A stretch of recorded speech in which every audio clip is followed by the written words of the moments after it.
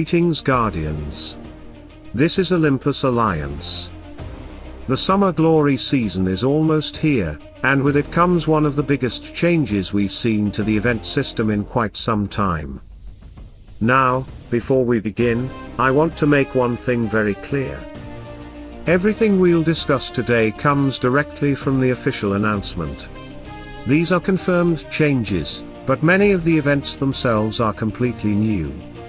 That means, at this stage, nobody truly knows how efficient they'll be, what the best strategies will look like, or how they will compare to previous seasons in terms of value. So today isn't about making assumptions. It's about looking at what has officially been revealed, understanding what is changing, and preparing ourselves for what's ahead. And of course, once these events go live, we'll be doing exactly what we always do, testing everything, analyzing every mechanic, every reward, and every strategy so we can bring you the best possible guides. That also means our usual planning videos may work a little differently this season. Since many of these events have been redesigned, we'll first need to study how they actually function before building our complete optimization plans. Depending on how much changes, we'll even cover some of these events on a daily basis if needed, including guild versus guild strategies whenever they become relevant. So let's begin with what Nexters has officially confirmed. The first major change is simple: events are getting longer. Instead of the shorter format we've been used to, most events will now last 7 days, giving everyone more time to complete quests, collect rewards, and avoid missing important milestones. On paper, that's a positive change. More time usually means more flexibility, especially for players who cannot log in every single day or who prefer to spread their resources throughout the week instead of rushing everything during the first few days. But that's only the beginning. The second major announcement is probably the biggest structural change of the entire season. Instead of having isolated events running one after another, Nexters is introducing a system where multiple events will usually run at the same time.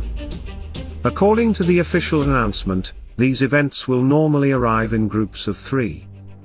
More importantly, they'll be connected through a shared event currency and a common reward structure. That immediately changes how we approach planning. Instead of focusing on one event at a time, we'll likely be progressing through several simultaneously, earning one shared currency by completing different objectives before spending it in the seasonal event shop. It's a completely different philosophy from what we've been used to. Now, whether that ends up being better or worse, we simply don't know yet. The idea certainly sounds interesting, but until we see the quests, the rewards, the costs, and how everything interacts together, it would be irresponsible to draw conclusions. That's exactly what we'll be testing once the season begins. Now let's move to another change that could have a much bigger impact than it first appears. According to Nexters, adventure rewards are no longer locked behind dedicated adventure events. Instead, adventure resources will now be integrated directly into the regular seasonal events. In other words, rather than waiting for a specific adventure event to appear on the calendar, you'll be able to collect these resources simply by progressing through the different events happening during the season. Again, on paper, this sounds like a positive change. It potentially gives players more opportunities to earn adventure resources instead of concentrating everything into a single event. The official post also mentions something interesting. Different quest chains will allow players to choose the style of progression that suits them best. Now, exactly what that means, we don't know yet. Does it mean different quest paths? Different objectives? Multiple ways to reach the same rewards? At this point, Nexters hasn't gone into those details, so it's something we'll have to analyze once the season begins. As always, we'll test every quest chain, compare the efficiency of each route, and determine which path provides the best overall value depending on your account. And then we have something many players have been asking for. The Outland Chest quest chains are returning. If you've been saving Outland chests, this is definitely something to keep an eye on. According to the official announcement, opening Outland chests will once again contribute towards seasonal quest chains, rewarding players with items such as new skins, skin stones, Outland coins, and additional event rewards. Exactly how many chests will be required, what the milestone rewards will be, and whether it's worth opening everything immediately or pacing your progress. Those are all questions we simply can't answer yet. As soon as these events go live, we'll break down every requirement, calculate the best value, and let you know exactly how to approach them. For now, the official message is straightforward. Adventure progression becomes part of the regular seasonal events. And Outland chest quests officially return as one of the progression systems for Summer Glory. Now let's move into the first event group officially revealed for the Summer Glory season. But before we do, there's one important detail Nexters wants everyone to understand. According to the announcement, every single event throughout the season will include core seasonal resources such as adventure coins, adventure energy, season points, event coins, and other progression materials. That means, instead of chasing one specific event for one specific reward, progression appears to be spread across the entire season. Another interesting point is that many quest chains will be shared between events running in the same group. If that's implemented the way it sounds, completing one activity could contribute to multiple quest chains at once, allowing players to progress through several objectives simultaneously. Again, that's something we'll be paying close attention to once everything goes live. If the overlap is significant, resource planning could become much more efficient than we've seen in previous seasons. However, there's also an important disclaimer in the official post. Nexters clearly states that event quests and rewards may change throughout the season. So while today's calendar gives us a solid overview of what's coming, individual rewards, quest requirements, or even certain details may still be adjusted as the season progresses. That's why we'll continue following every update and keep you informed if anything changes. Now, the first event group begins on July 6th and is called Trade Routes. This group is focused primarily on talismans. According to the announcement, talismans can be purchased inside the Caravan Hall using the new event coins, or obtained through reward boxes earned during the event. The event shop will also feature Burner's relic shards, alongside additional seasonal resources and other valuable rewards. Now, naturally, the first question everyone is asking is, will this be worth it? And the honest answer is, we simply don't know yet. Until we see the prices, the exchange rates, the quest requirements, and exactly how many event coins players can realistically earn. It's impossible to judge the overall value. So rather than making assumptions today, we'll wait until the event opens, collect the data, run the numbers, and then tell you whether this is an event worth pushing hard, or one where your resources are better saved for later.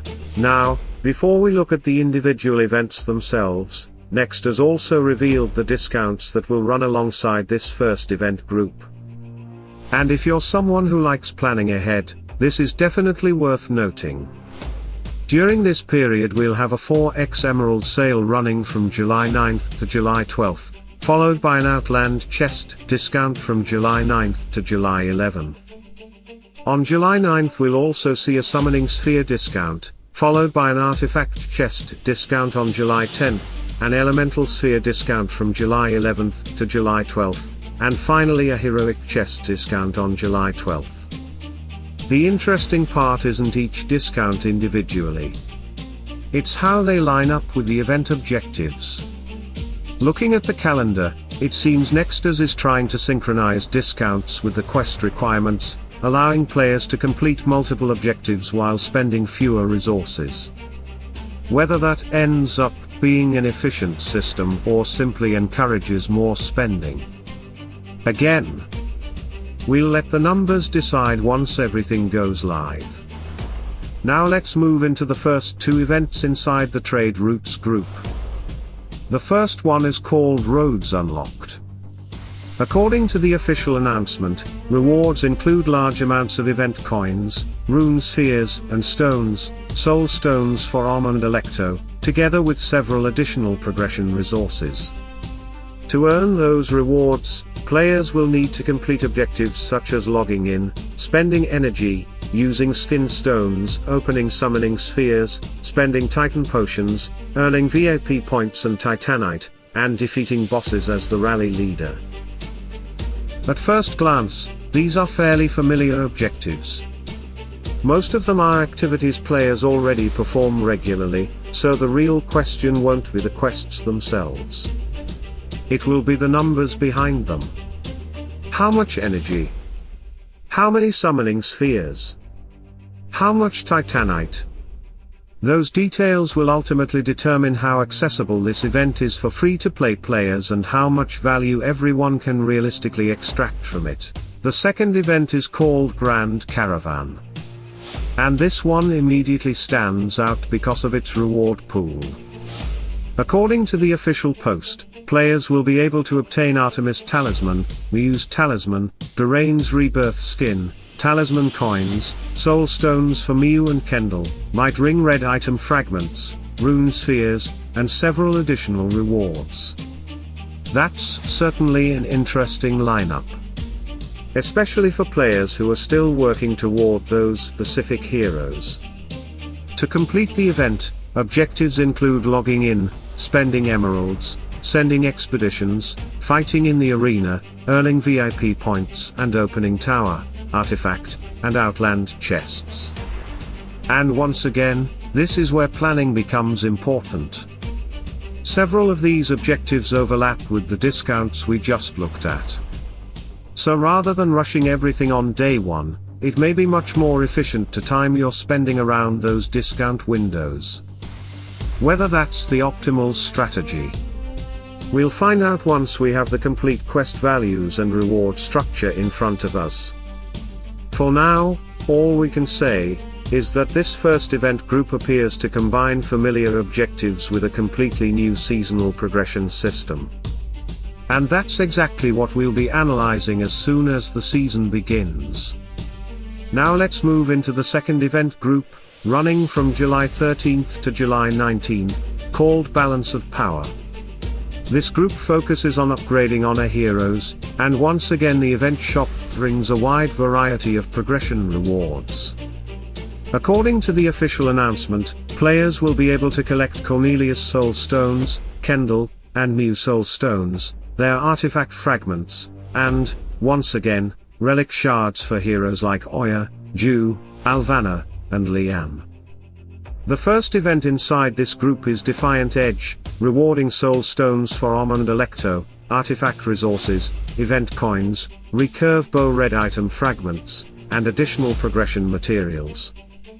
The second event is Unbroken Bond, which continues that progression with soul stones for Miu, Kendall, Electo, and Om, together with artifact resources and more red equipment fragments. Then we finish the group with Gear and Glory, an event dedicated to Tristan, featuring his soul stones, artifact resources, unique red equipment, his solar skin plus, dark depth skin, the talisman of blessing, and additional rewards. Looking across these three events, one thing immediately becomes clear. Nexters is encouraging players to progress through the entire event group rather than treating each event individually. Several objectives even require completing quests from the previous events, creating a continuous progression chain instead of isolated activities. Exactly how efficient that system will be, we'll have to test once the season begins. After that comes something many veterans will immediately recognize: Seer's Game, running from July 20th to July 22nd. This familiar card flipping event returns once again, bringing another opportunity to obtain Tristan's Twilight Skin Plus alongside the usual rewards. Since most players already know how Seer's game works, we'll wait until it goes live before discussing whether the reward pool has changed or if the value remains similar to previous editions. Running alongside it is the Titan Rift event group. As expected, this section shifts the focus toward Titan progression. The first event rewards Soul Stones for Umbra and Om, together with Kendall and Miu, Titan Potions, Metacubes, Rune Resources, and additional red equipment fragments. The following event, Legacy of Power, continues that progression with more Soul Stones, Titan Potions, Skin Stone Chests, Metacubes, and several additional upgrade materials. Again, the objectives combine familiar activities like spending energy, summoning spheres, Titan Skin Stones, arena battles, Hydra, expeditions, VIP points, and Titanite. At first glance, these are systems we're already familiar with. The real difference this season isn't necessarily the quests themselves. It's how they're now connected together through shared progression and shared seasonal currencies. Finally, we arrive at the last major event group shown in today's announcement. Ascendant Glory, running from July 23rd to July 29th. This group will heavily feature Hus and Artemis. According to the official announcement, we'll see special sales for their Twilight skins, including Hus's skin plus, while the event shop will include Hus's skin, his artifacts and soul stones for Miu and Kendall, together with relic shards for Oya, Ju, Lian, and Alvana. Next has also confirmed another 4x Emerald sale, together with an Outland chest discount, running between July 24th and July 26th, once again aligning discounts with the event progression. And I think that's probably the biggest takeaway from today's announcement. This season isn't simply adding new events. It's changing how events connect to one another. Shared currencies. Shared progression. Multiple overlapping quest chains. Longer event durations. Integrated adventure rewards. It has the potential to completely change how we plan our resources throughout an entire season. Will it be better? Will it be more rewarding? Will it be more efficient? Today, we simply don't know. And that's exactly why we'll be covering these events as they go live, testing every quest chain, analyzing every reward, and building the most efficient strategies once we have real data instead of speculation. The Ascendant Glory group then finishes with 3 connected events. The first is Rising Legend, rewarding soul stones for Hus and Miu, Titans Om and Electo, skin stone chests, Titan potions, red equipment fragments, and several additional progression resources. The objectives continue following the same seasonal philosophy we've seen throughout the calendar, combining familiar activities like spending Chaos Cores, Fairy Dust, opening Outland chests, using the Summoning Circle, arena battles, VIP points, and rally bosses. Next comes Trial of Legends, bringing another opportunity to collect soul stones for Miu, Kendall, Om, and Electo, together with Titan Skin Stones, Mastery Crystals, and additional upgrade materials. Finally, the event group concludes with Spark of Glory. This event is clearly centered around Hus, offering his soul stones, artifact fragments, angelic skin, talisman, unique red equipment, large skin stone chests, and more. Just like the previous progression chains, completing this final event depends on advancing through the earlier ones, once again reinforcing the idea that this season is designed as one continuous progression rather than a collection of separate events. The final event group of the Summer Glory season arrives between July 30th and August 2nd, under the name Lords of the Elements. As expected from the name, this section shifts the focus almost entirely toward Titan progression. According to the official announcement, players will have opportunities to upgrade Electo, Iari, Mort, Om, and Umbra, while also working on Titan artifacts and obtaining primordial skins for Iari and Mort through the event shop.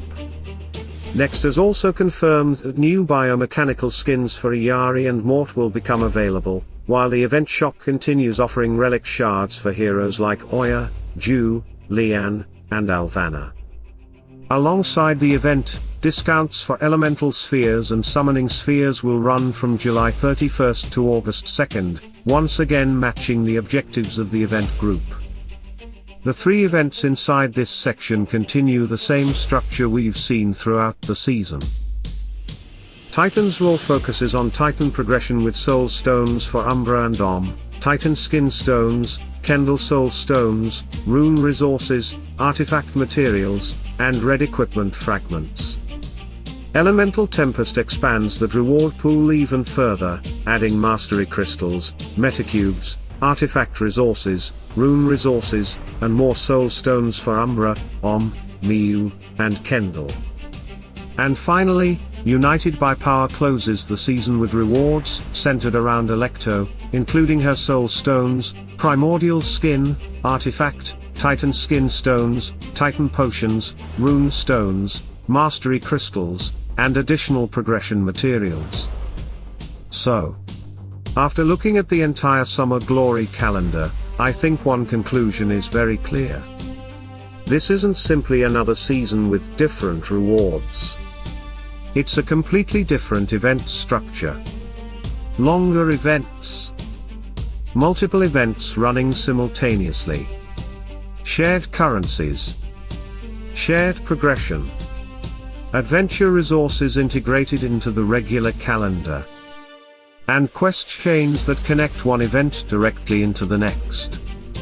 Whether this ends up being a better system, whether it gives more value, or whether it simply asks players to manage their resources differently, those are questions we can only answer once the season actually begins. And that's exactly what we'll be doing here on Olympus Alliance. We'll analyze every event. We'll test every quest chain. We'll calculate the most efficient way to spend your resources. And, as always, we'll build complete optimization guides once we have real numbers instead of speculation. Now I want to hear from you, Guardians. What do you think about this brand new seasonal structure? Do you like the idea of multiple connected events, or would you rather keep the old system? Leave your thoughts down in the comments, because your feedback is always an important part of these discussions. If this breakdown helped you understand what's coming, don't forget to leave a like, subscribe to the channel, and turn on notifications, so you don't miss our full event analyses once the Summer Glory season goes live. Stay tuned, stay sharp. And as always, salute and friendship.